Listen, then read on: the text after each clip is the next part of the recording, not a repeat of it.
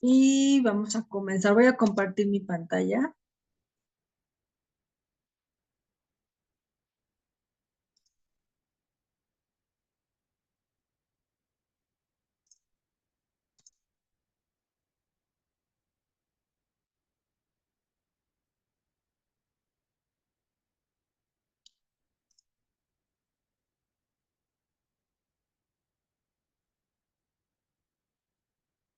Listo. Perfecto, muy bien. Pues vamos a continuar, chicos. Lamentablemente algo pasa en la plataforma institucional de videoconferencia, entonces no vamos a poder ingresar. Vamos a dar la sesión por esta plataforma Zoom. Una vez que tenga ya la grabación el día de mañana, se las haré, se las compartiré a través de la plataforma de la universidad, ¿sale? Entonces, fíjense muy bien. Vamos a hablar el día de hoy sobre cómo podemos controlar la glucosa en los pacientes con diabetes desde la perspectiva de la alimentación. Es muy importante saber, y ya lo vimos la semana pasada, que la diabetes, bueno, es una enfermedad que se relaciona con el trastorno del metabolismo de los hidratos de carbono para que nosotros entonces tengamos claro que el control lo vamos a hacer a través de esta vía, ¿no? Ahora, ¿qué es el control metabólico de las concentraciones séricas de la glucosa? Pues es efectivamente lograr mantener los niveles de glucosa en sangre en niveles lo más apegado a la normalidad.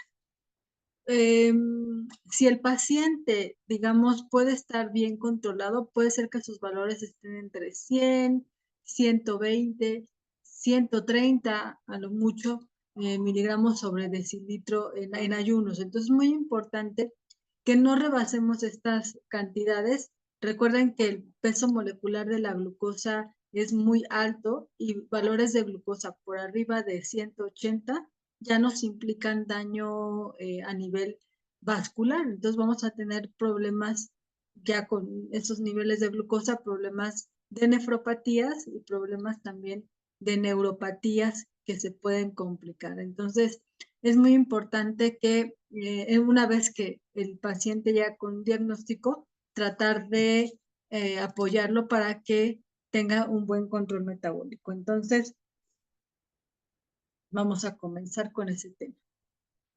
Déjenme ver aquí que me están dando mensajes y doy acceso por acá.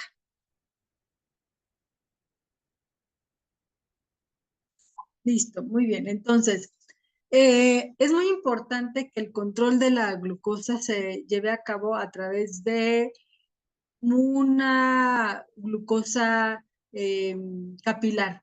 Es necesario no solamente adecuar la dieta, sino también que nuestro paciente lleve un control, un registro de manera independiente durante un par de semanas, o un mes aproximadamente, no pincharse a lo mejor todos los días, pero sí de manera aleatoria para ver cómo se está comportando su glucosa en relación también al plan de alimentación.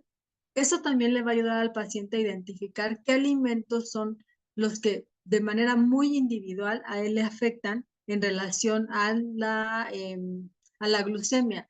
Hay pacientes que a lo mejor un alimento les puede elevar muy rápido la glucosa en sangre y a otros no. Hay pacientes que el estrés les eleva la glucosa, hay pacientes que una infección les eleva la glucosa. Entonces, todo eso es muy importante que lo vayan comprendiendo y en primera instancia también registrando a los pacientes para que vean hasta qué momentos, hasta qué grados más bien sus niveles de glucosa pueden verse alterados. Ahora, en cuestión de alimentación, ¿cuántos hidratos de carbono se necesitan en la dieta? Bueno, es muy importante para una persona en general, para una persona se necesitan alrededor de 130 gramos de hidratos de carbono al día, mínimo, mínimo. Esto es bien importante, recuerden, estos 130 gramos para adultos y para niños es lo mínimo necesario. ¿Para qué? Para que la glucosa pueda ingresar de manera adecuada al cerebro y podamos evitar esta sintomatología propia de una dieta cetogénica, ¿no? El famoso keto flu, que puede ser dolores de cabeza, mareos, deshidratación. Esa cantidad mínima de glucosa, que son 130 gramos, la necesitamos para evitar también la gluconeogénesis, es decir, la utilización o la síntesis más bien de glucosa a partir de proteínas y de grasas. Entonces, asegurar. Si nosotros vamos a llevar un control de la glucosa a través de la dieta, tenemos que asegurar que efectivamente demos al menos esos 130 gramos para evitar que otros sustratos energéticos que están de almacenamiento en nuestro cuerpo, como son las proteínas y las grasas, se ocupen para producir glucosa. En cuestión de porcentaje, ¿se acuerdan del cuadro dietosintético? Nosotros cuando hacemos un plan de alimentación diseñamos un cuadro dietosintético. En relación a qué porcentaje de la dieta van a estar otorgadas a través de hidratos de carbono, pues vamos a dar alrededor de un 45% de hidratos de carbono. Estos porcentajes pueden ir hasta un 55 o hasta un 60%. Recuerden que aquí le vamos a dar un porcentaje más elevado, entre 55 y 60, son personas que realmente son físicamente activas, personas que sí van a, de alguna manera, utilizar esos hidratos de carbono que le estamos brindando a través de la dieta. Una persona que diga, es que yo no podré vivir sin hidratos de carbono, no tendríamos que darle ese porcentaje si su vida no es, desde el punto de vista del movimiento, no es activo, ¿no? Si es una persona sedentaria, vamos a darle 45% de hidratos de carbono. Este porcentaje va a asegurar la prevención de enfermedades crónicas, o sea, nos sirven para la prevención, pero también nos va a servir para dar un tratamiento terapéutico, nutricional a las personas que ya tienen el diagnóstico de diabetes. Ahora, no tenemos que quitar los hidratos de carbono, al menos tenemos que dar ese 45%. Podemos dar entre 3 gramos por kilogramo de peso, 4 gramos, máximo 5 gramos de carbohidratos por kilogramo de peso. Pero lo mismo, ¿a quién le vas a dar 5 gramos de hidratos de carbono por kilogramo de peso? Pues a las personas que sean un poquito más activas. Del total de los hidratos de carbono que vamos a dar o del total también de las calorías que nos marcan también las guías alimentarias, vamos a procurar no dar azúcar simple o hidratos de carbono simples. Pero para una persona normal, en temas de prevención, podemos brindar hasta un 10% de las kilocalorías del consumo de hidratos de carbono en forma de azúcar. Esto contémplenos para personas normales. Una persona con diabetes puede comer azúcar, la indicación es que no, solamente en situaciones muy eventuales, a lo mejor en su cumpleaños, que no sea algo, digamos, de la dieta habitual. A lo mejor, como les digo, en situaciones que tenga que comer una porción de pastel por alguna razón o algún postre por alguna razón particular, especial, pero que no sea algo habitual. Y recuerden que el secreto está en la dosis. Es muy importante que el paciente con diabetes tenga que trabajar lo que lo llevó a desarrollar efectivamente este problema, principalmente en diabetes tipo 2, que es el consumo excesivo, el sobrepeso, la obesidad. Entonces, puede ser que al paciente le cueste un poco de trabajo al principio, porque tiene que aprender a pesar, a medir sus porciones y a comer de manera muy diferente a lo que habitualmente lo estaba haciendo. Entonces, para que nosotros podamos lograr el control de la glucosa, se deben establecer estas estrategias. La primera estrategia es definir el valor calórico de la dieta. Se recomienda dar entre 25 y 30 kilocalorías por kilogramo al día para personas que tienen poca actividad física y de 30 a 40 kilocalorías por kilogramo al día en personas que realizan actividad física o ejercicio de forma regular. Este rango que va entre 25 a 30 y de 30 a 40 para personas con poca actividad física o personas que realizan actividad física o ejercicio de forma regular respectivamente, es para el método de conteo, de cálculo rápido. Pero igual ustedes pueden ocupar cualquier fórmula de predicción, llámense Harris-Benedict, llámense Fauss, Mifflin, dependiendo de las características obvias de su paciente. Ustedes pueden hacer el cálculo del gasto energético a través de las fórmulas. Solamente recuerden que si van a calcular a través de una predicción, es decir, a través de estas fórmulas, pues hay que calcular también, dependiendo si es gasto metabólico basal o gasto metabólico en reposo, van a ocupar el efecto termogénico de los alimentos y también el gasto por actividad física. Si ocupan el cálculo o van a hacer el cálculo a través de un factor de actividad, recuerden que ahí ya no contamos el ETA como tal, porque ya está incluido dentro del factor de actividad. ¿Tienen alguna duda? Repasen sus clases de cálculo dietético para individuos sanos. Ahí seguramente ustedes vieron cómo se debe calcular el gasto energético total. Ahora, ya que calculamos las kilocalorías, entonces vamos a hacer el cálculo de proteína. La proteína, la Asociación Americana de Diabetes, la ADA, nos recomienda 20% de proteína. La norma oficial mexicana para el manejo de la diabetes nos dice que no hay que exceder de 1.2 gramos de proteína por kilogramo de peso, que serían alrededor de un 15%.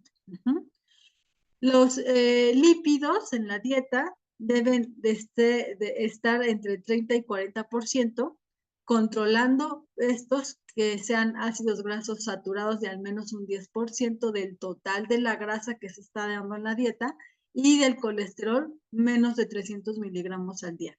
Dar un predominio a los ácidos grasos poliinsaturados. En cuanto a los hidratos de carbono, la Asociación Americana de Diabetes nos recomienda dar entre 40 y 50% del total de la energía. La norma oficial para el manejo de la diabetes en México nos recomienda entre el 50 y el 60. Ya vimos a quién le vamos a dar un 60% de hidratos de carbono y recordar menos del 10% del total en forma de azúcares simples. Una pregunta muy recurrente que se hace es frutas. Si las frutas se pueden comer, no solamente en este tipo de pacientes, sino de manera general, ustedes pueden encontrarse que las personas digan que no van a comer fruta porque las frutas tienen mucho azúcar. Sí, efectivamente, tienen azúcar, hidratos de carbono en su forma más simple, que es la fructosa. Sin embargo, recuerden que el mecanismo de acción a nivel metabólico es muy diferente del azúcar simple. Hay que buscar aquí frutas que tengan un índice glucémico de moderado a bajo y preferirlas con cáscara, también puede ser una opción. Lo que sí tenemos que evitar son jugos o néctares de frutas. Hay que consumirlas con cáscara y enteras, pero sí se pueden comer frutas y hay que hacer una muy buena elección en relación al índice glucémico. Los azúcares, todo lo que ustedes ven aquí en rojito, los azúcares, esos son los que debemos de evitar. Azúcar, miel, refrescos, mermeladas, jarabes, postres, pasteles. No incluirlos y mucho menos en un paciente con descontrol en la glucosa. Es muy importante. Aquí tenemos que recordarle a los pacientes que la glucosa elevada no se siente y ellos tienen que llevar su control estricto de su glucosa capilar con su glucómetro para que puedan ellos entonces, digamos, tomar una mejor decisión. Y este tipo de alimentos solamente dejarlos a consumo ocasional en situaciones muy especiales, y cuando se hagan, tratar de llevar muy bien el conteo de sus hidratos de carbono. En cuanto a fibra, más del 30% de las kilocalorías bueno, más bien, hay que dar, la recomendación es entre 25 y 30 gramos de fibra al día. Preferiblemente este tipo de fibra debe ser soluble, pues retrasa el vaciamiento gástrico y hace mucho más lento el proceso de absorción de la glucosa. Recordemos que la fibra de tipo soluble es esa fibra que es como babosita, la que forma geles. La avena, algunas frutas, el nopal, por ejemplo. Entonces, preferiblemente ese tipo de fibra nos puede ayudar a controlar los niveles de glucosa en sangre. Ahora, se va a absorber la glucosa mediante este tipo de fibras, sí, pero va a ser más lento. Entonces no vamos a tener picos elevados de glucosa en sangre y por lo tanto liberaciones de insulina también elevadas. En cuanto a las raciones, es muy importante llevar el conteo de los hidratos de carbono en el resto del día. Y es necesario evitar sobrecargar una comida con hidratos de carbono. Ahorita vamos a hablar un poco de este tema, pero es importante que los pacientes aprendan a no sobrecargar con hidratos de carbono las comidas para controlar mucho mejor la glucemia. Para esto se recomienda hacer fraccionamientos de dietas. Hay que fraccionar la dieta en octavos o en séptimos en lugar de elaborar un cálculo total. Ustedes seguramente han aprendido en cálculo dietético a hacer un cálculo de la dieta de manera general de las raciones. Aquí lo que tenemos que hacer es fraccionar la dieta y procurar que en cada tiempo de comida se dé una proporción adecuada de cada uno de los nutrimentos. O sea, es decir, tenemos que buscar el equilibrio de la dieta sí o sí. Entonces, para esto ahorita les voy a explicar cómo vamos a repartir los hidratos de carbono y cómo se hace un conteo, un fraccionamiento en octavos o en séptimos para que podamos controlar mucho mejor los niveles de glucosa en sangre. ¿Cuántos tiempos de comida? Bueno, va a depender esto mucho de los pacientes, pero regularmente ya en un paciente diagnosticado con diabetes se puede dar entre 4 y 5 comidas al día, pero muy importante, tenemos que cuidar el conteo de los hidratos de carbono y no saturar ciertas comidas con hidratos de carbono. Es decir, yo no puedo comer pocos carbohidratos en desayuno y cena y muchos carbohidratos en la comida. No. Tenemos que procurar que en cada tiempo de comida haya una proporción similar de cada uno de los nutrimentos, en especial de los hidratos de carbono. Hacer el conteo, bueno, diseñar un plan de alimentación, recuerden, es como si nosotros construyéramos un edificio. Tenemos que lograr que las mezclas de las proporciones de los nutrimentos sean las adecuadas. ¿Para qué? Para que realmente podamos nosotros verlo reflejado en la fisiología del cuerpo, en el metabolismo del cuerpo, pero también a nivel físico. Es muy importante que en cada tiempo de comida, como les decía, se asegure una buena proporción de nutrimentos. Aquí hago la analogía con un edificio. Nosotros cuando hacemos y calculamos la dieta es este edificio que está en obra. Y una vez que la vemos ya reflejada en el paciente tiene que tiene que mostrar signos y síntomas de buena salud. Entonces, además, todo esto lo podemos nosotros evaluar a través de los indicadores antropométricos, bioquímicos, clínicos y dietéticos para que podamos realmente constatar que el plan de alimentación que estamos dando realmente está teniendo un buen efecto en el control de la glucosa, no solamente, sino también se vea reflejado en los niveles de energía que el paciente experimenta en el día a día. Y miren, lo que tenemos que evitar prácticamente son estas situaciones de alimentación desequilibrada. Por ejemplo, si nosotros damos aquí un desayuno con un vaso de leche, 2 huevos con jamón y gelatina de leche, aparentemente para un paciente, les decía, con diabetes que realmente ha estado muy descontrolado, vamos a ver que para esto, él puede considerar que esto está bien, a comparación probablemente de lo que comía anteriormente, que a lo mejor puede ser voy a inventar, a lo mejor una torta de tamal con un atole muy saturada en hidratos de carbono, sino lo que vamos a verificar es, a ver, primero, pareciera que come mucho más sano, pero realmente se está sobrecargando en algún nutrimento en particular. En este caso, en el desayuno, podemos ver que la carga se va hacia alimentos que tienen proteínas.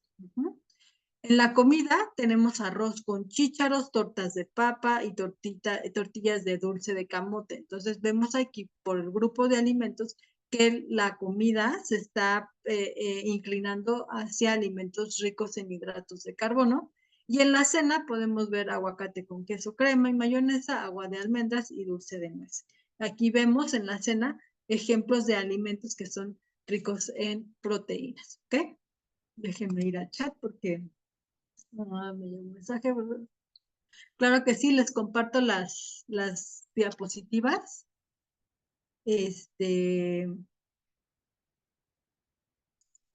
A través de la plataforma con gusto. Ahora, de hecho, ya se las compartí la semana pasada. Está toda la presentación completa. Lo verifico, pero de todas maneras búsquenla ahí en la sección de planeación del docente en línea. Bueno, hacer un plan de alimentación es como si hiciéramos nosotros un pastel. Tenemos que tener los ingredientes exactos para calcularlos, y hacer una mezcla proporcional y adecuada de cada uno de los ingredientes para que tengamos un resultado óptimo. Como decía, como vemos esta rebanada de pastel, que no nos quede ni muy seco, ni nos quede ni muy, o no se cosa bien. Entonces, hacer un plan de alimentación es muy parecido a esto. Tenemos que vigilar la proporción adecuada de nutrimentos. Para esto es muy importante que comprendamos dos conceptos importantes. Uno es el de distribución de las comidas y el otro es el de fraccionamiento. ¿Qué se entiende por distribución? La distribución de la dieta es el número de tomas o comidas que se consumen en el día. Entonces, cuando nosotros hacemos un plan de alimentación, lo correcto es referir en cuántas comidas va a estar distribuida la energía. Cuando vayan ustedes a prácticas o a estancias, la forma de comunicarnos va a ser esta. Cuando el nutriólogo o la nutrióloga o el médico les pregunte cómo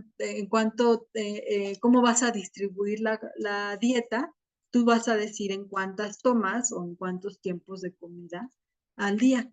Si una persona consume, por ejemplo, su energía en desayuno, comida y cena, la distribución es de 3 comidas al día.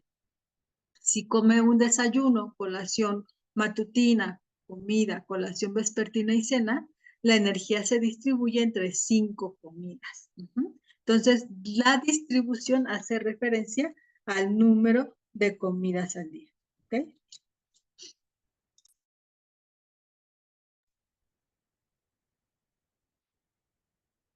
Ahora, se entiende por fraccionamiento a la forma en la que la energía y los nutrimentos se van a dividir o fraccionar, de modo que en cada rebanada de pastel, es decir, en cada tiempo de comida, nosotros incluyamos una parte proporcional de todos los nutrimentos. Entonces, ¿qué estamos buscando nosotros en un diseño de plan de alimentación con un paciente con diabetes? Aunque lo ideal es que en todas las personas apliquemos una buena distribución, un buen fraccionamiento.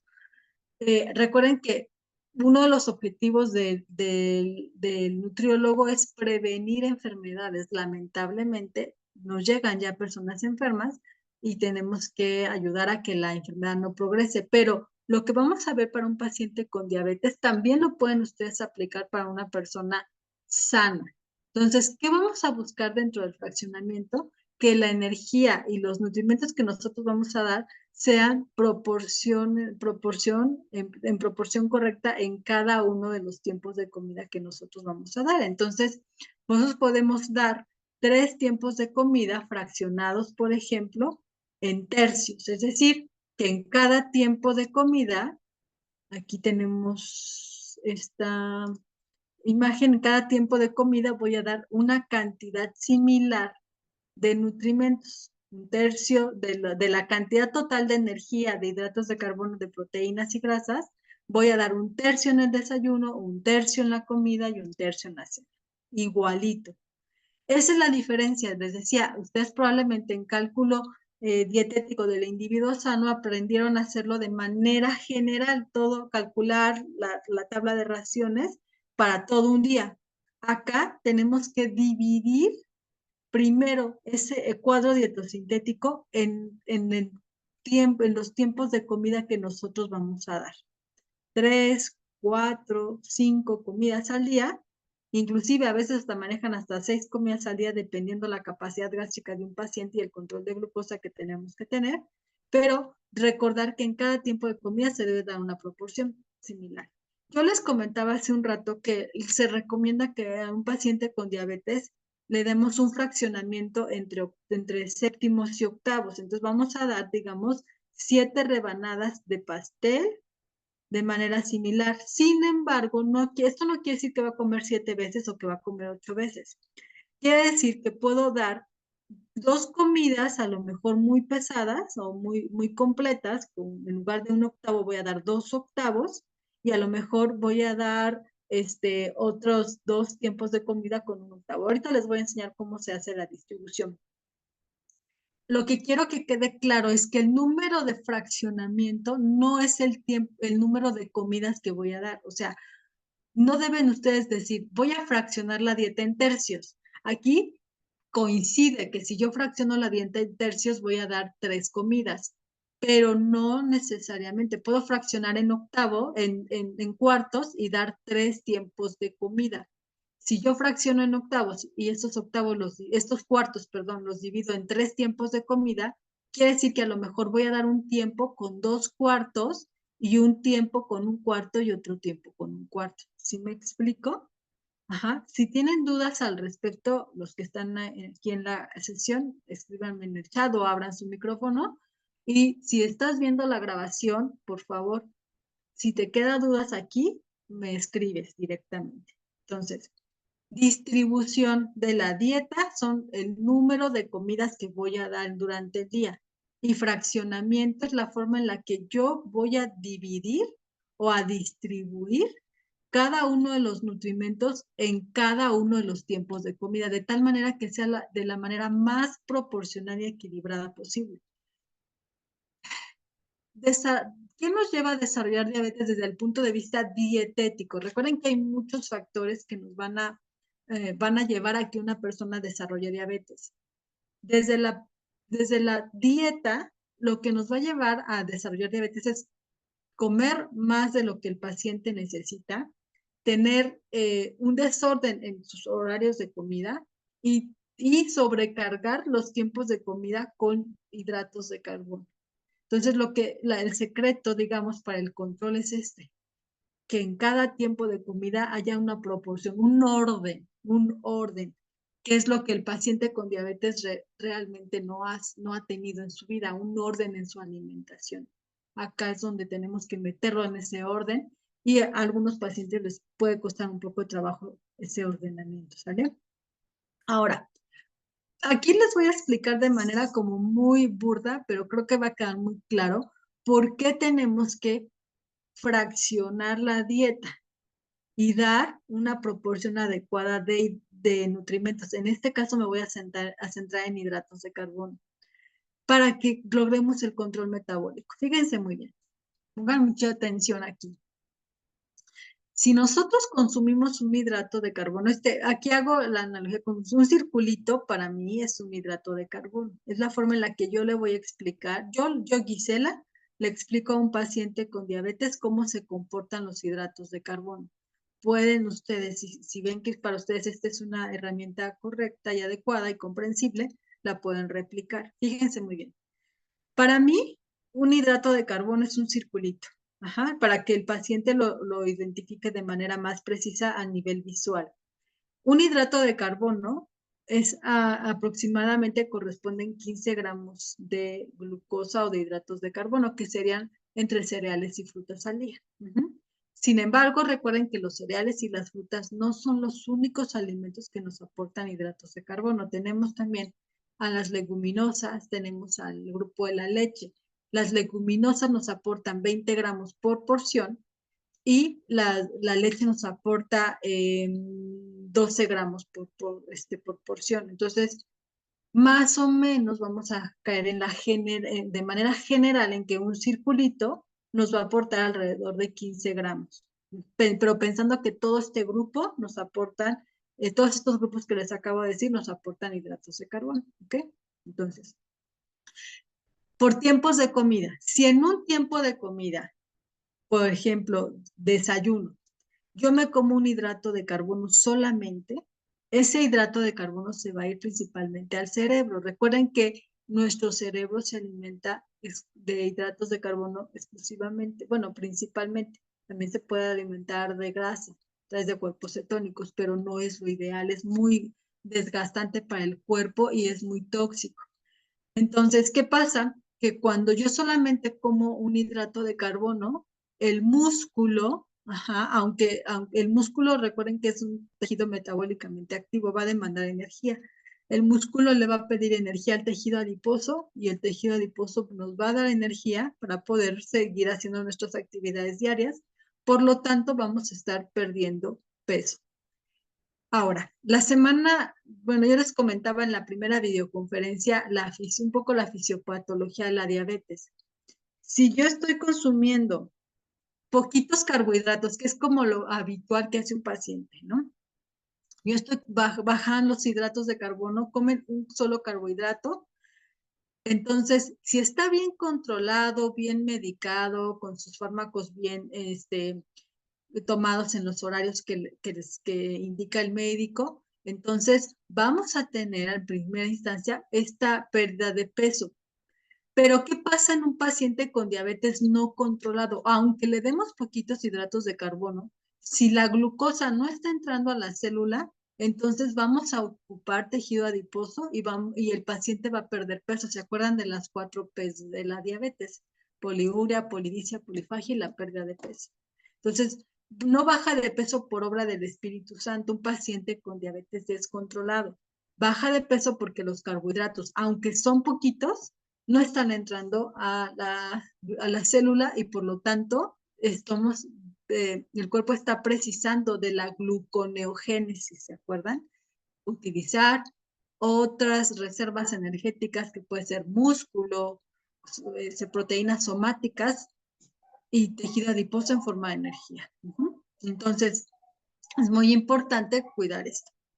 Ahora, ¿qué pasa si yo, en lugar de comer solo un hidrato de carbono, me como 2 hidratos de carbono en cada tiempo de comida?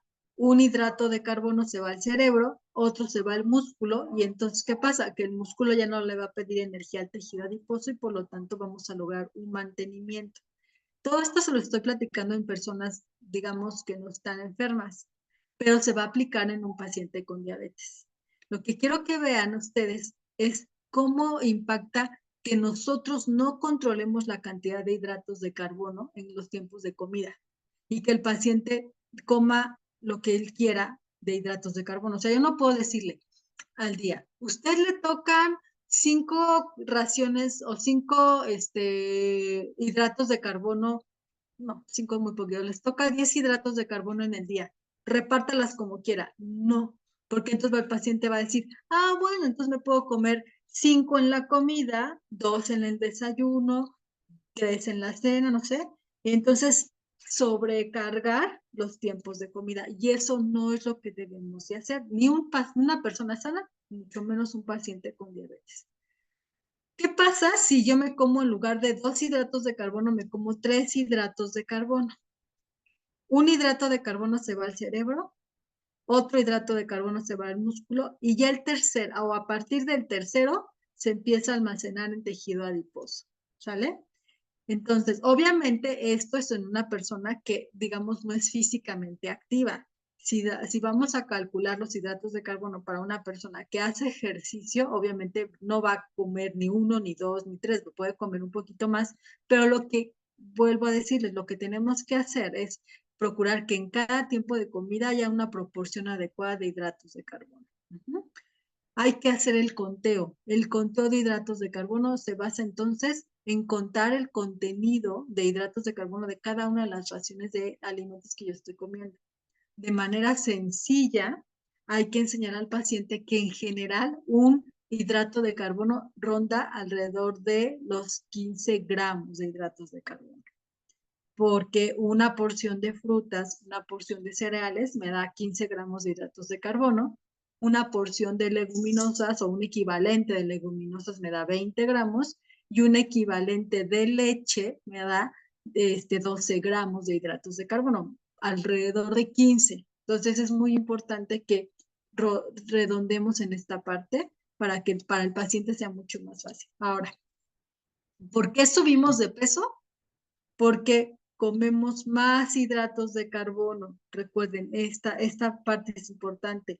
Un hidrato de carbono al cerebro, uno al músculo y otro al tejido adiposo. Si yo no los gasto, esto se va a almacenar. Ahora, las personas pueden decir, por ejemplo, pensemos un poquito ahorita en un paciente con sobrepeso y obesidad. Puede el paciente llegar y decirles, es que yo no como mal, no sé por qué subo de peso.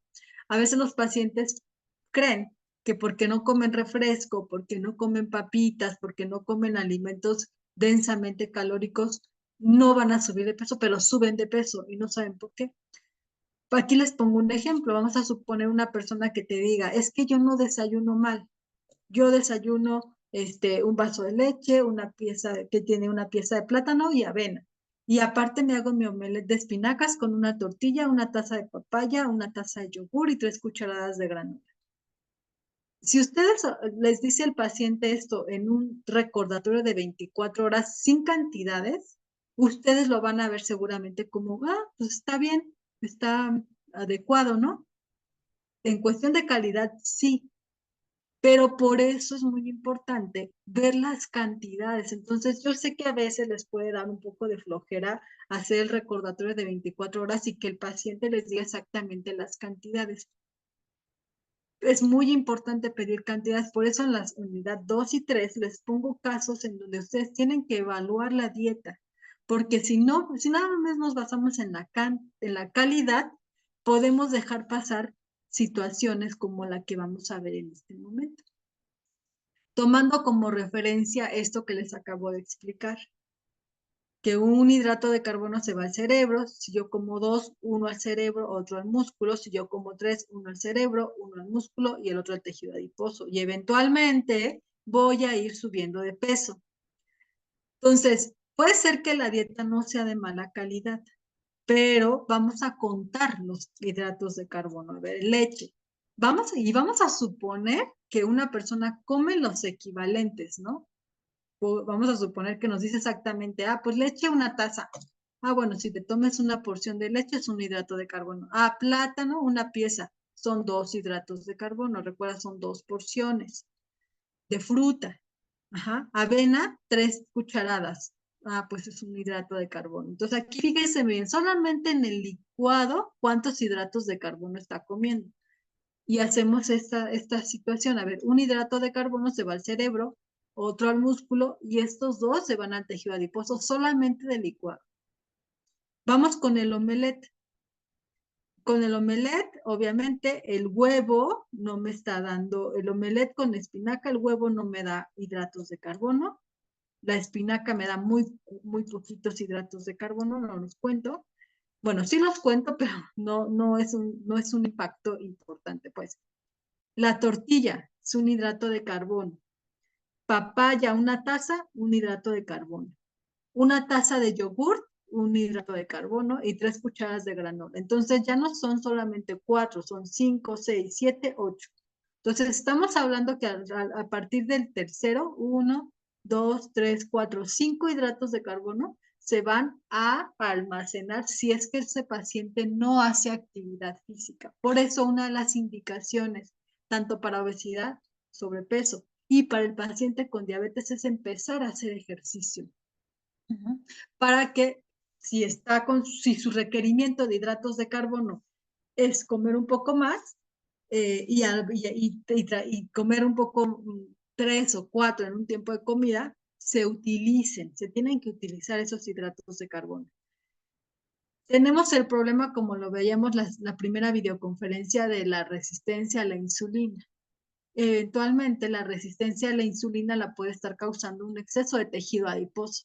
Entonces, cuando las personas con obesidad que ya están dando manifestaciones de resistencia a la insulina empiezan a perder tejido adiposo, vamos a ver que estos hidratos de carbono que estamos teniendo, que estamos consumiendo, se van a metabolizar mucho mejor, ¿sale? Hasta aquí. ¿Tienen alguna duda? Saúl y no sé quién es Redmi Note. ¿Pero tienen alguna duda, chicos y chicas?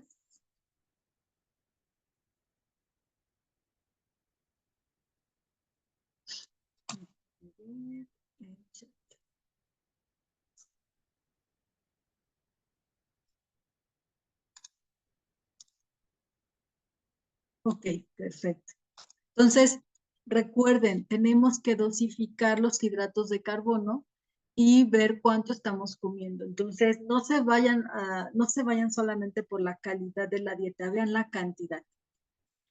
Ahora, fíjense muy bien. Además del conteo de hidratos de carbono, otro aspecto importante a considerar es el tiempo de ayuno. Los horarios de consumo de un paciente pueden ser los siguientes: desayuno a las 7 de la mañana, comida a las 3 de la tarde y cena a las 21 horas, a las 9 de la noche. Entonces, vemos aquí que hay horarios de comida como más establecidos. Eso es lo que buscamos también en un paciente que tiene diabetes, que tenga horarios de comida establecidos y además que en cada tiempo de comida se dé una parte proporcional de cada uno de los nutrimentos, es decir, que no saturemos con hidratos de carbono, como vimos acá, los tiempos de comida. Entonces, ¿qué va a pasar acá? Fíjense muy bien, el paciente tiene un ayuno de 10 horas, que sería el ayuno de la noche mientras dormimos. Lo ideal es que se logren hacer ayunos de 12 horas para lograr que la microbiota se vaya restaurando, que también es un factor importante en el control de la diabetes, tener una microbiota sana. Y el ayuno nos ayuda en eso. Pero ¿qué pasa? Que tenemos pacientes con obesidad, tenemos pacientes con diabetes que cenan muy tarde, que cenan a las 10 de la noche y aparte no desayunan. Vamos a tener este tipo de, de, de patrones de alimentación. Personas que solamente hacen 2 comidas al día y los lapsos de ayuno suelen ser mucho mayores.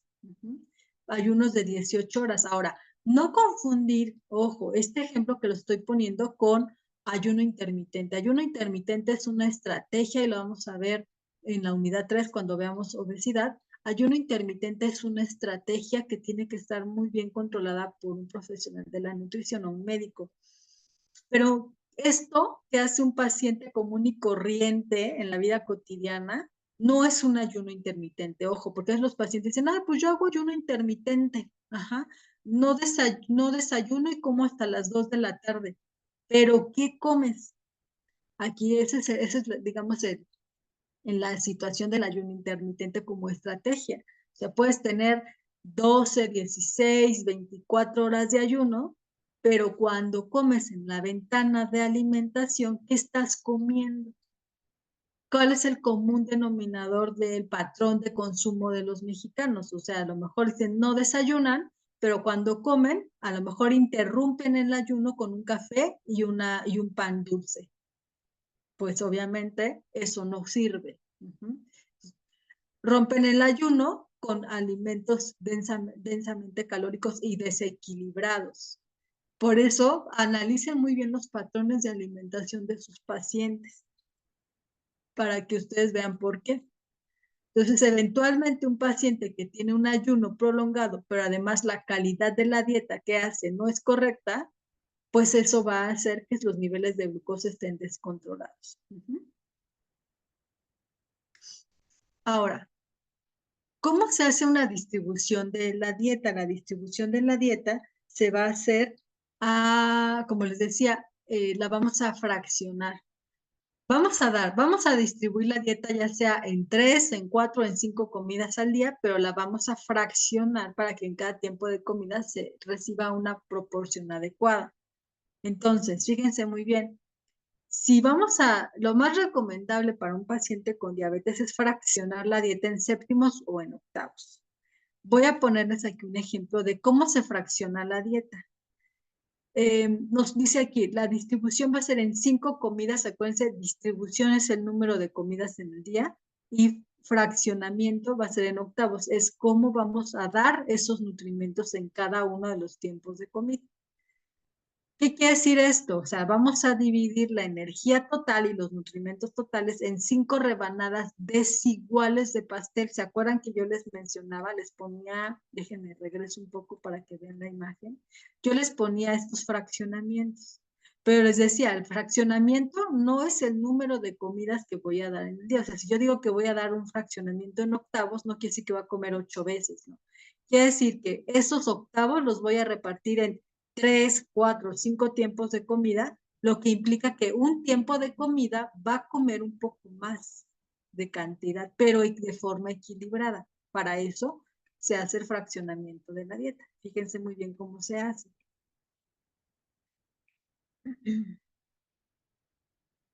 Ya una vez que nosotros decidimos cuántos tiempos de comida vamos a dar, que son en este caso 5, y vamos a fraccionar en este caso en octavos, ¿qué voy a hacer? Primero voy a dividir las rebanadas del pastel, por así decirlo. Entonces, voy a dar un octavo, aquí un ejemplo es un octavo en un tiempo de comida, 2 octavos en otro tiempo de comida, 2 octavos en otro tiempo de comida, 1 octavo en otro tiempo de comida y 2 octavos. Aquí tenemos primero, si contamos los cuadritos, son 1, 2, 3, 4, 5. Este es el pastel completo, imagínense. Pero para fraccionarlo en quintos, para distribuirlo, perdón, en quintos, este fraccionamiento de octavo lo tengo que hacer de la siguiente manera. Voy a dar 1, 2, 3, 4, 5 tiempos de comida, pero 2 tiempos de comida van a ser de 1 octavo y 3 tiempos de comida de 2 octavos. Si ustedes suman el numerador, es decir, suman 1 más 2 más 2 más 1 más 2, les va a dar 8. Lo que tengo que buscar siempre es que me dé aquí mi entero, 8 octavos. Ajá. Con este fraccionamiento y esta distribución voy a dar entonces 3 comidas de 2 octavos, que son 3 comidas un poquito más pesaditas, por así decirlo, y 2 comidas más ligeras. ¿Cuál va a ser cuál? Pues bueno, yo aquí les pongo el ejemplo del desayuno con 2 octavos, comida con 2 octavos y cena con 2 octavos y 2 colaciones. 1, 2, 3, 4, 5 comidas. 2 colaciones, cada una de 1 octavo. Pero puede ser que el paciente les diga, yo desayuno muy ligero, entonces puedes poner un desayuno de 1 octavo, puedes poner un almuerzo de 2 octavos, una comida de 2 octavos, una colación vespertina de 1 octavo y tu cena de 2 octavos. Ajá. Aquí es muy importante que ustedes se comuniquen con el paciente y que el paciente les diga en qué momento les da hambre, en qué momento no tienen tanta hambre, para que ese fraccionamiento ustedes lo puedan hacer de manera más adecuada y logremos que el paciente pueda adherirse un poco, de manera mucho mejor al plan de alimentación. Hasta aquí.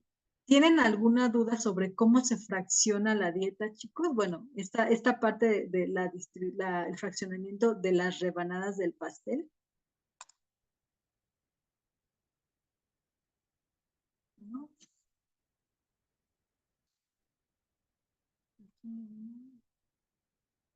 De cualquier manera, en el capítulo, en el libro de Claudia Asensio, Elementos Fundamentales para la Dieta, se los voy a compartir en la plataforma.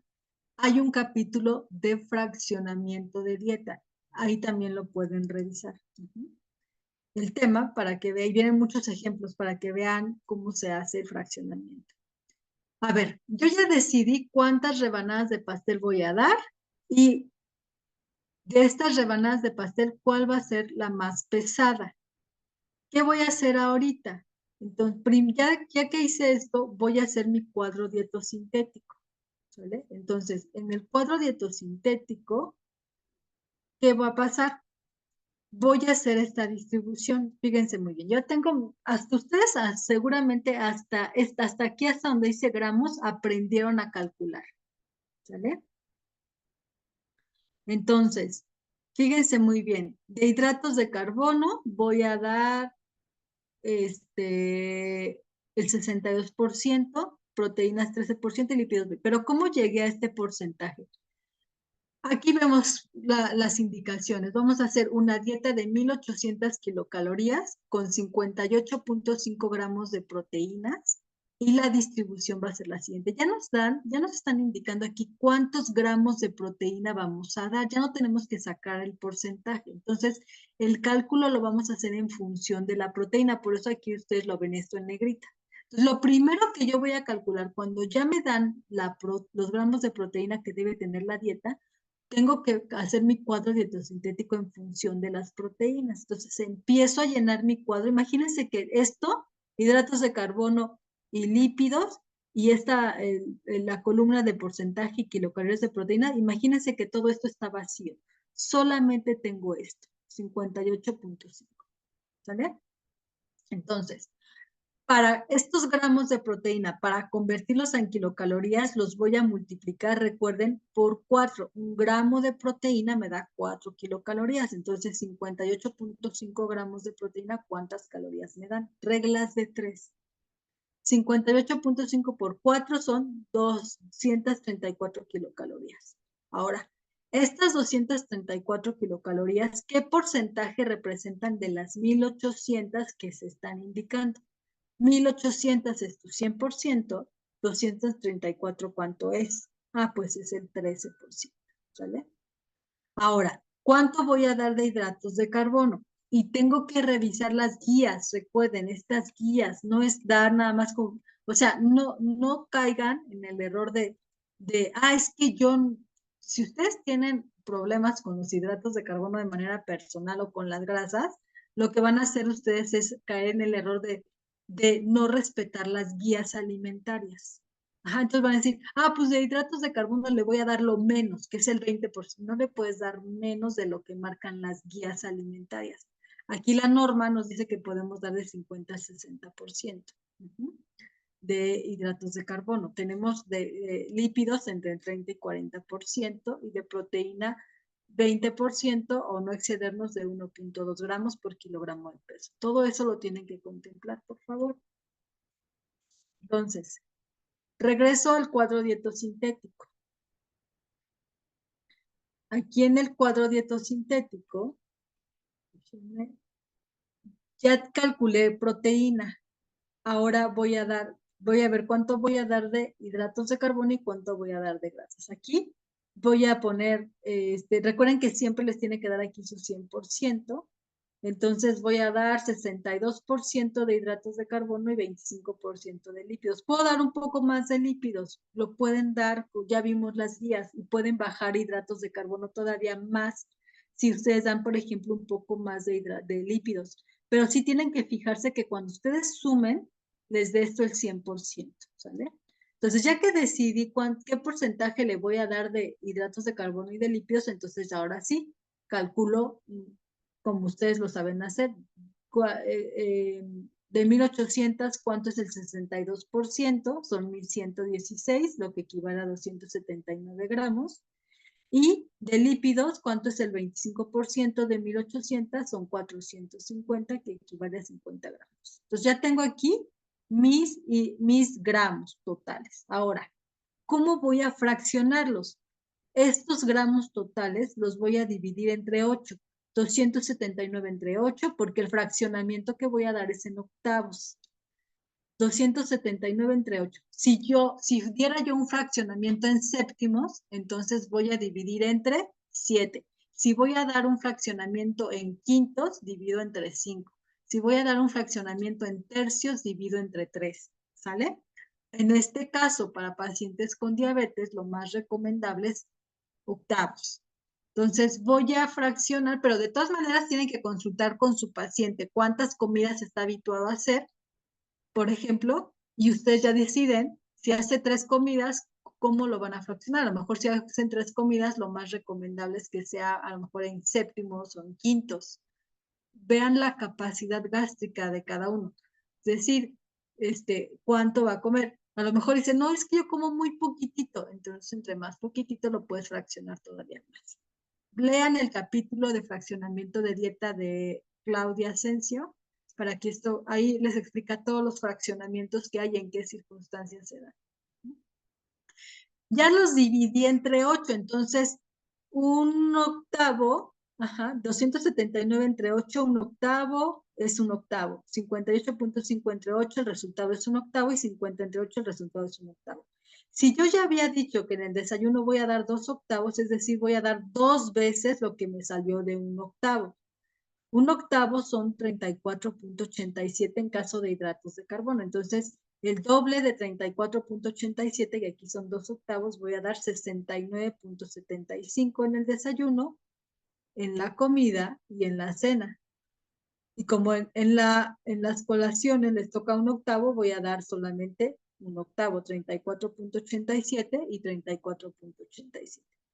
Lo mismo aplica entonces para proteínas y para lípidos. En el caso de las proteínas, un octavo para proteínas son 7.31 gramos. Voy a dar el doble en el desayuno, en la comida, en la cena, porque tengo 2 octavos, y lo mismo para lípidos. Entonces, ¿qué quiere decir esto?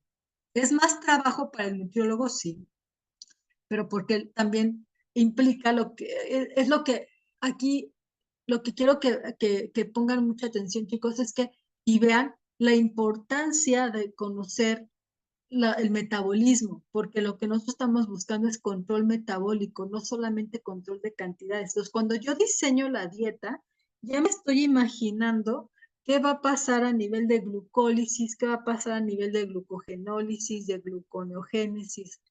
Entonces, tengo que aprenderme las rutas metabólicas, tengo que saber qué pasa en cada una de las rutas metabólicas, porque cuando yo hago el tras bambalinas, digamos la dieta, diseño la dieta que es el tras bambalinas del menú que le voy a presentar al paciente, yo estoy pensando qué quiero que pase a nivel metabólico.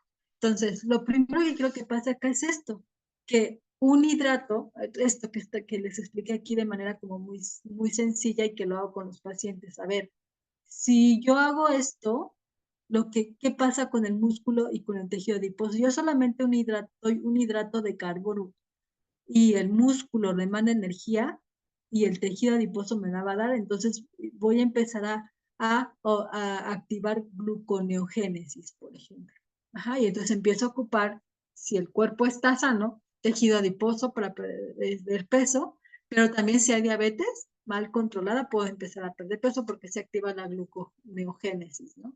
Entonces, ojo, y la lipólisis también es otra ruta metabólica. Entonces, eso tiene que quedar bien claro porque eso es lo que yo estoy haciendo con esta dieta. Entonces, a la hora de hacer el menú, ya con esto, quiere decir que voy a hacer un desayuno que contenga estas cantidades de hidratos de carbono, esta cantidad de proteína y esta cantidad de lípidos. Una comida que contenga igual, porque estoy dando 2 octavos, esta cantidad de hidratos de carbono, esta cantidad de proteínas y esta cantidad de lípidos. Y para la cena, esta cantidad de igual de hidratos de carbono, de proteínas y lípidos, y colaciones con estas cantidades. Entonces tenemos que hacer muy exactos, muy exactos. Recuerden que ya tenemos pacientes enfermos y lamentablemente la enfermedad nos implica otro tipo de abordaje, no tan laxo como para una persona sana, digamos, pero lo ideal es que aprendamos a distribuirlos. ¿Cómo le puedes enseñar a una persona a distribuirlos? Acuérdate de los circulitos que te acabo de mencionar. Es muy sencillo. Entonces el paciente ya dice, no me puedo pasar de 2, no me puedo pasar de 3, pero enséñale cuáles son esos circulitos, ¿vale? A ver, bueno, ahorita les enseño cómo yo le enseño al paciente a identificar esos circulitos.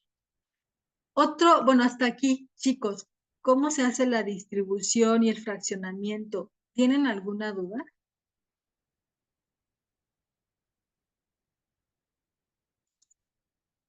Ya vieron que hacer una dieta, o sea, no es cualquier cosa. Aunque les digan a las personas, hacer una dieta es muy fácil y hay muchos videos, pero ya cuando tenemos un paciente con patología, ya implica más profesionalización. No lo hace cualquier persona. Esto no lo hace cualquier persona, ¿ok?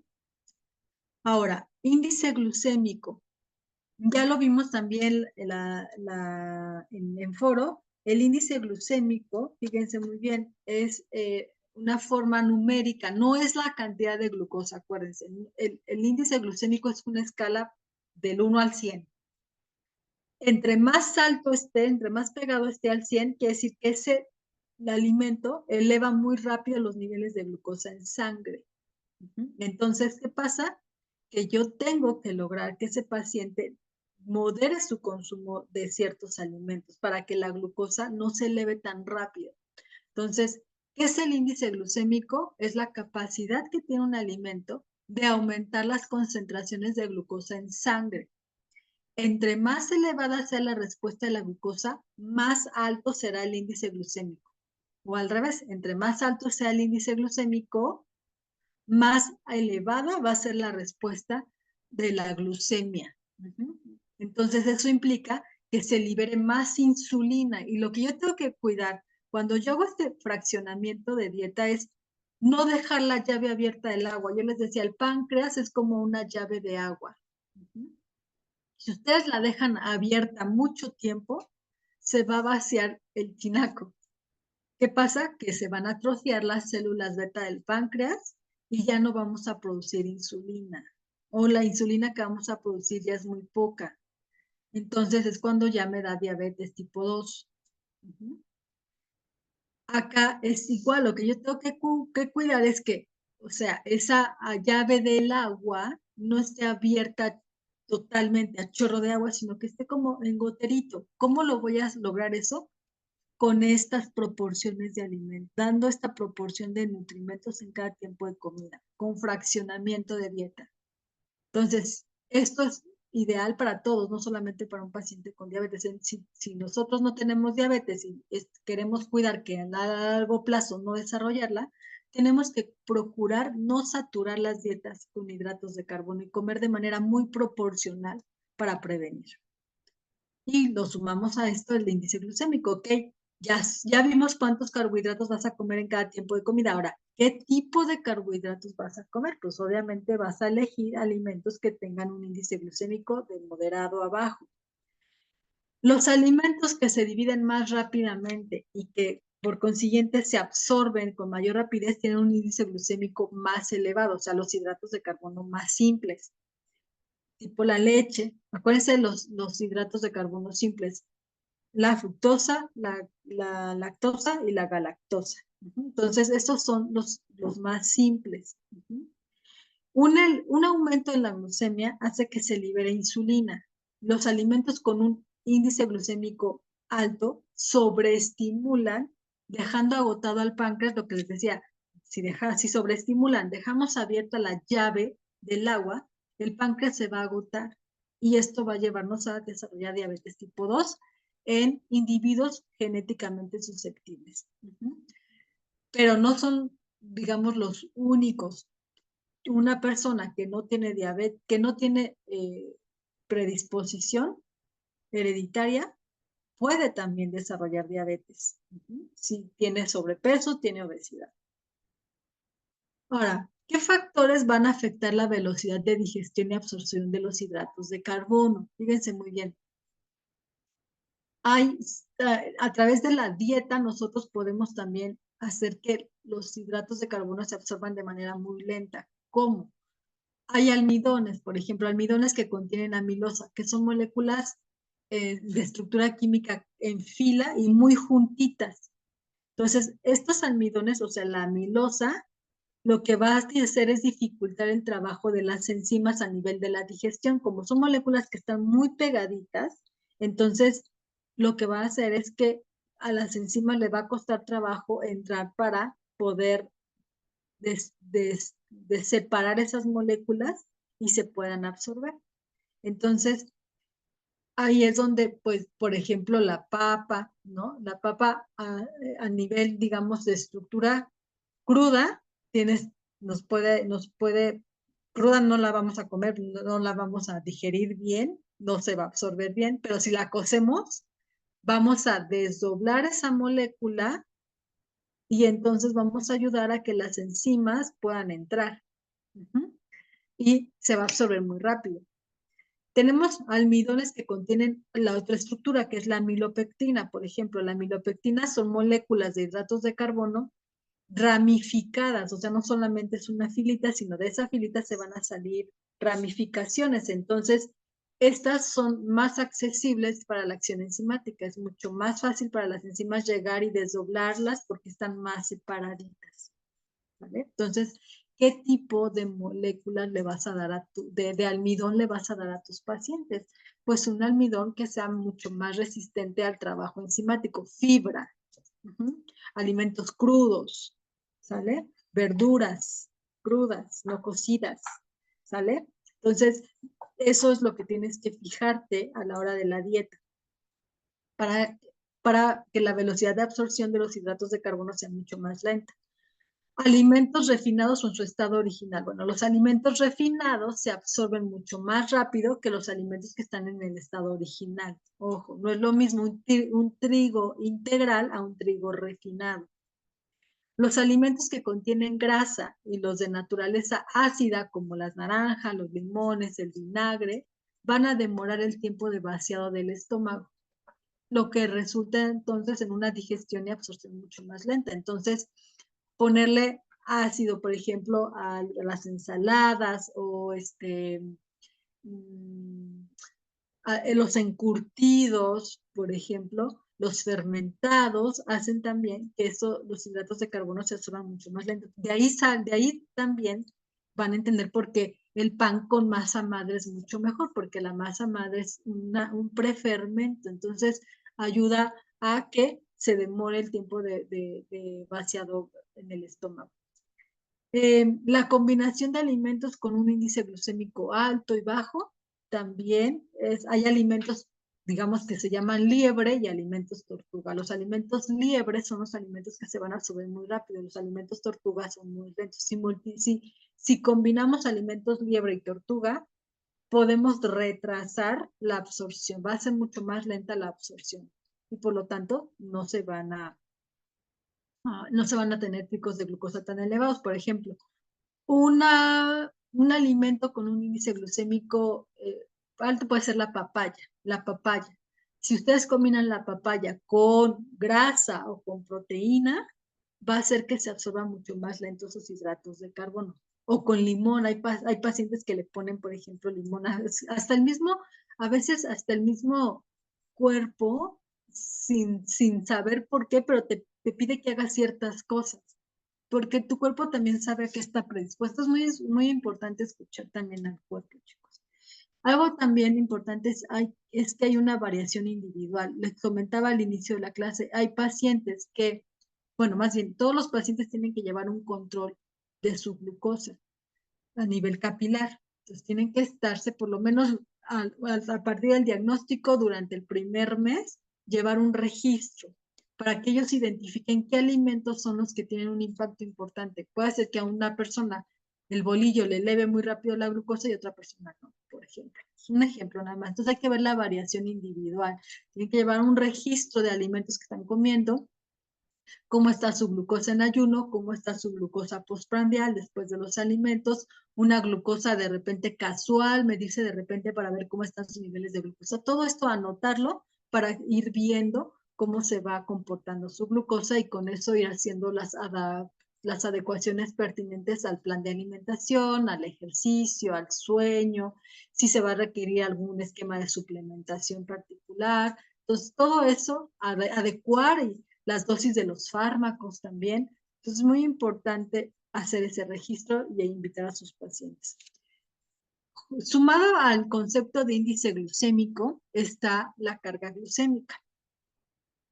Puede pasar que el paciente diga, ya sé cuáles son los alimentos que debo de comer, o sea, los alimentos que tienen un índice glucémico bajo, y busque una lista de alimentos con índice glucémico bajo, y entonces caiga en el error de decir, de estos puedo comer muchos, porque no me van a elevar tan rápido la glucosa. Ojo, también hay que explicarle la carga glucémica, que es la cantidad de hidratos de carbono por porción. Yo siempre les pongo a los pacientes este ejemplo. La zanahoria. La zanahoria, por ejemplo, tiene un índice glucémico de 47. Pero no es lo mismo comerse una zanahoria o media taza de zanahoria rallada a comprarse un botecito de zanahoria rallada con chile y limón y decir, ah, pues es zanahoria, entonces zanahoria puedo comer lo que yo quiera. No, porque entre más cantidad de alimento tú comas, obviamente, se va a doblar la cantidad de hidratos de carbono por porción. ¿Y quiénes estimulan al páncreas? Los hidratos de carbono, no importa de quién sean. Entonces, la carga glucémica también es importante. ¿Cuánto estás comiendo de hidratos de carbono? Entonces, la carga glucémica es el número de referencia que se asigna a un alimento determinado y que indica el efecto de una porción común en la glucemia. Un ejemplo, 50 gramos de zanahoria crudas tienen un índice glucémico de 47 y media zanahoria cruda pesa 11 gramos solamente, entonces la carga glucémica es mucho menor, es una carga de 3, quiere decir que es una carga glucémica baja. Pero si yo comiera más, me comiera los 50 gramos de zanahoria, estos hidratos de carbono, o más bien, perdón, esta carga glucémica aumentaría. Entre más carga glucémica, más impacto a nivel de la liberación de insulina. Aquí está la clasificación de la carga glucémica: baja, 10 o menos, intermedia de 11 a 19 y alta de 20 o más. ¿Cómo se calcula la carga glucémica? La carga glucémica se calcula con esta formulita. Ya aquí tenemos esta formulita que desarrollaron Salmeron y colaboradores, y con esta formulita se puede calcular la carga glucémica. Y punto número 7. Existe una relación entre la cantidad de hidratos de carbono que pueden ser metabolizados por unidad de insulina. Voy a dejarlo aquí, vamos a dejar esta sesión hasta aquí, y la próxima semana vamos a ver insulinas. Es un tema un poquito más largo y les voy a mandar algunos materiales previos para que estudien. Fíjense muy bien, cuando un paciente ya requiere insulina, es porque ya sus niveles de glucosa en sangre no se están controlando bien.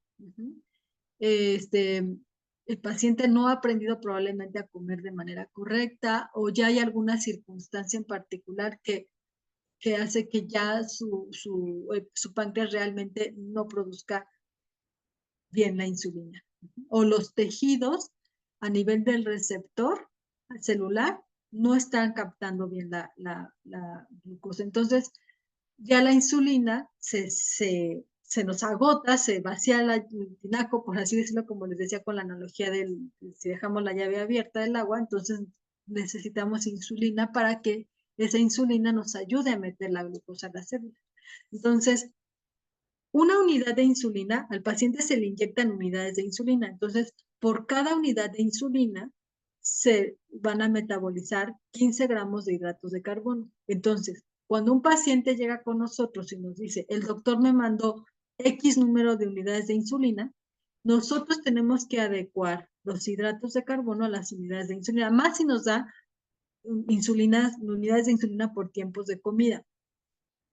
Si me da unidades de insulina por tiempos de comida, tengo que dar exactamente la cantidad de hidratos de carbono para ese tiempo de comida, para que esas unidades de insulina que se están indicando, metabolicen exactamente la cantidad de hidratos de carbono que estamos dando, de tal manera que no haya hiperglucemias o hipoglucemias.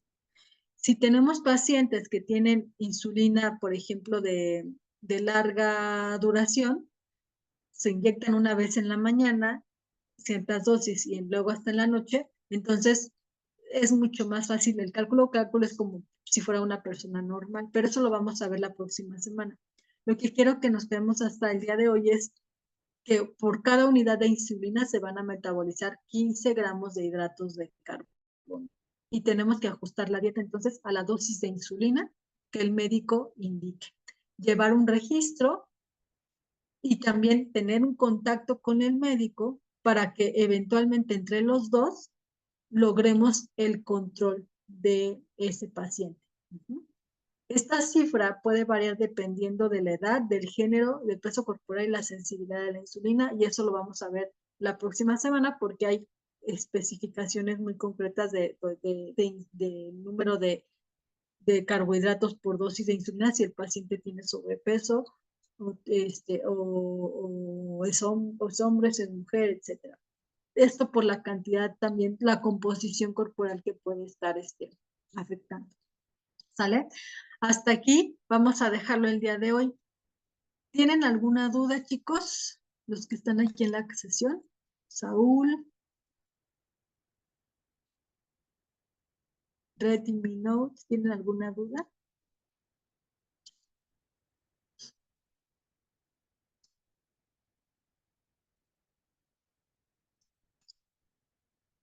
No, muchas gracias. No, que al contrario, son gracias a ustedes por asistir. Ok, muy bien, chicos. Entonces vamos a dejarlo aquí y la próxima semana vamos a ver estos cuadritos. Vamos a ver cómo se hace la cantidad el conteo de hidratos de carbono para las dosis de insulina. Les voy a dejar bueno, ya están en la plataforma, en la sección de planeación del docente en línea, ya está esta presentación completa. Mañana les voy a compartir el link de esta grabación para que la puedan ahí tener y la puedan descargar. Una vez que lo abran, en la parte superior derecha van a tener la opción de descargar. Entonces la van a poder descargar y, y la pueden guardar, ¿ok? Entonces vamos a dejarlo hasta aquí. Muchas gracias por asistir y nos vemos la siguiente semana. El próximo lunes les digo exactamente cuándo va a ser la próxima sesión. Cuídense mucho y gracias por asistir. Buenas noches.